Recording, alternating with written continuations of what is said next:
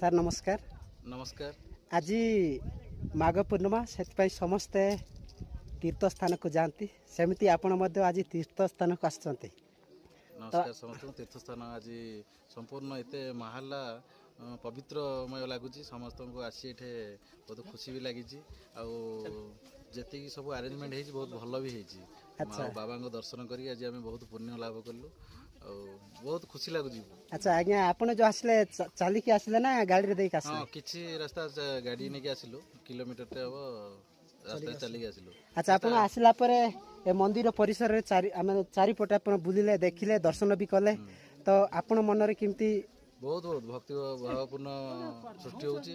Plus ପରିବେଶରେ ଆଜି ଏତେ ଲୋକ ବି ଆଜି ଆସିଛନ୍ତି, ବହୁତ ଖୁସି ଲାଗୁଛି। ଆଚ୍ଛା, ଆପଣ ସରକାରକୁ କ'ଣ ଅନୁରୋଧ କରିବେ ଏଇ ଯେଉଁ ଅଞ୍ଚଳର ଏରିଆର ବିକାଶ ପାଇଁ? ବିକାଶ ପାଇଁ ଆମେ ତ ଆସିବା ସମୟରେ ହିଁ ଚିନ୍ତା କରୁଥିଲୁ, ଏତେ ଦୂର ସମ୍ଭବ ହେଇଯାଇଛି, ଗାଡ଼ି ଆସିଯାଉଛି। ଆଜ୍ଞା ଆଉ ଯେଉଁ କିଲୋମିଟରଟେ ଅଛି ରାସ୍ତା ସମ୍ପୂର୍ଣ୍ଣ କେମିତି ସେଟା କରିଦିଅନ୍ତୁ ଜଲ୍ଦି। ଆଉ ପାଖାପାଖି କିଛି ପାଣିର ସୁବିଧା, ଆଉ ରହିବା ପାଇଁ କିଛି ଆଜ୍ଞା ଘର ଗୋଟେ ବାସଗୃହ ହେଇଗଲେ ଆମେ ସରକାରଙ୍କୁ ଅନୁରୋଧ କରୁଛୁ, ଏତିକି କରିଦିଅନ୍ତୁ। ଆଜ୍ଞା ଆଜ୍ଞା, ହଉ।